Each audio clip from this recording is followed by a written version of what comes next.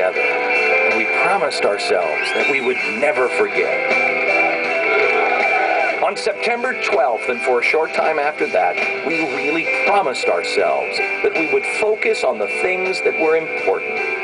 Our family, our friends, the eternal principles that allowed America to become the world's beacon of freedom. I can hear you. The rest of the world hears you. And the people who knock these buildings down will hear all of us soon. So once again, America has a choice. Tonight, we can choose to be the Americans of September 10th with our heads buried in the sand. We could be the Americans of September 11th who were unprepared and then paralyzed by fear, despair, or anger. Or we could choose to renew the promise that we all made to ourselves. By the end of this hour, you will be asked once again, choose. Will you commit yourself to really live America's time-tested values and principles? Will you, with fierce determination and malice towards none, be a watchman at the gate to alert those still asleep to rise up and be America's next greatest generation? You know, many in Washington, left and right, want to convince you that they're the solution. I happen to believe that them being the solution is the problem. The system has been perverted and it has to be restored. Those who screwed up must be allowed to fail. Those who broke the law must go to jail. And those who have played by the rules need to be left alone to rebuild our nation.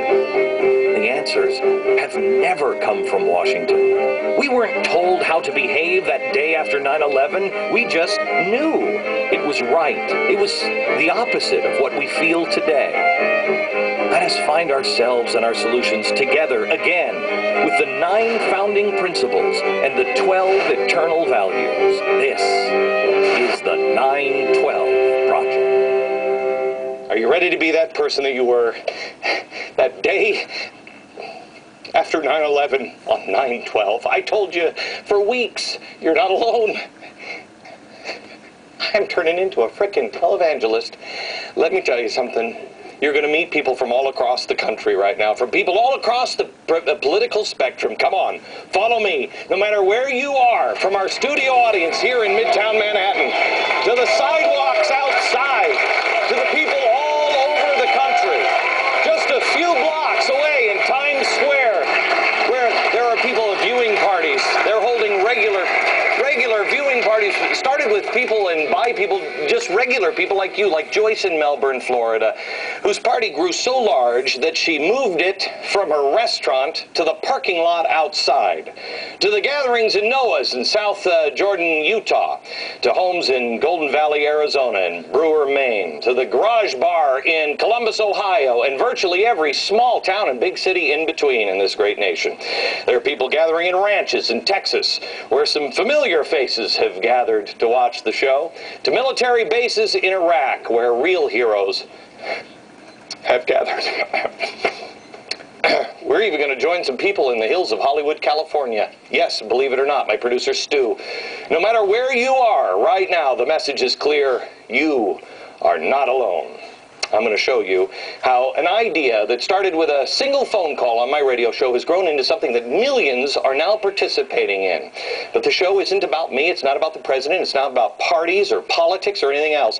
It is about proving that the real power to change America's course still resides with you. You are the secret.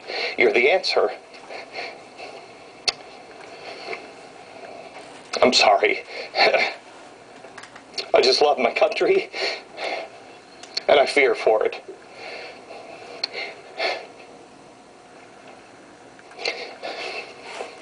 And it seems like the voices of our leaders and special interests and the media, they're surrounding us. It sounds intimidating. But you know what? Pull away the curtain.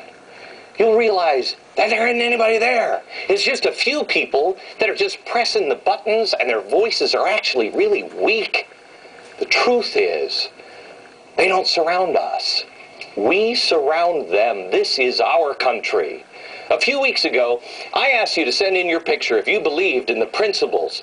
Well, I got to tell you, the response was so overwhelming that you shut our servers down. Here at Fox News, you shut the servers down 5 times.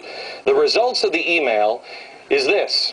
It's a mosaic. It includes only about 10% of all the pictures that we've received, but the mosaic proves that while a single photo is just a face, it's just a photo, thousands of them grouped together in the right way can create something much more powerful. We're also going to introduce you later to a brand new website that I put together. It's called the 912project.com. This is a place where you're going to find continual updates on stories and people that prove that you can solve any problem if you just use values and principles, and they are still very much alive in America.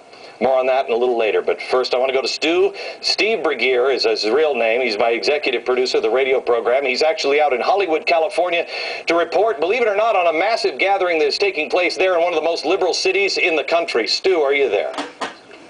Yeah, Glenn, there's still no one here, but it's very important for everyone to remember that you are not alone unless you're me. In Hollywood, California. All right, well, this might be traffic or something. We're only going to be able to touch on a few of the principles and the values tonight, but you'll see them on the website, and we'll keep scrolling them and keep talking about them every night on this program. But I want to start with the first principle and tie it into the economy. You know, everybody says, you know, do we save these banks? Do we bail people out? Well, you know what? We don't have a liquidity problem in this country. We have a problem of trust.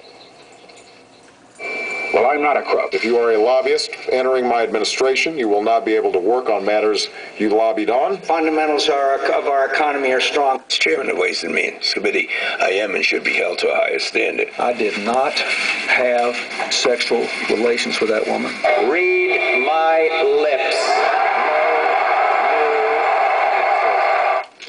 I want to introduce you to 2 of the most honorable men I know, and this is one of the reasons why I've been so emotional, because I love these guys.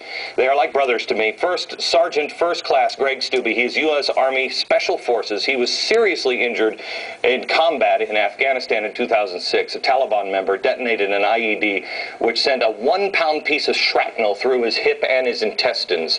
Miraculously, he survived, in addition to being lit on fire in the blast and losing part of his leg. He is with us today. Also with us is retired Navy SEAL Marcus Luttrell. He's the author of the book. I hope you've read this book. It's amazing. Lone survivor. Marcus was also injured in combat in Afghanistan in 2005 during an extraordinary firefight that led to the largest loss of life in American Navy SEAL history. Marcus managed to crawl through the mountains for miles to safety. His story is absolutely remarkable. I wanted to talk to you guys because I don't think we can make any progress. First of all, thank you for your service, both of you guys. Yes, thank you.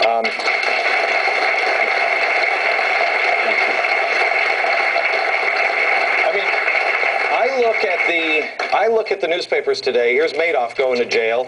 On the New York Times, here's a story about how Congress was meeting with banks behind the scenes, and one of their Maxine Waters' husband was on the board of directors of one of these banks, and I mean, we can't trust anyone.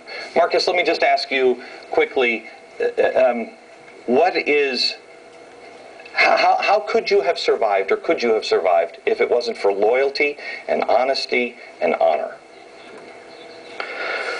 Those are the core values that we survive on in the military, and especially in the SEAL teams. I was in a unique situation. The particular mission that I was on, obviously, I'm a SEAL team.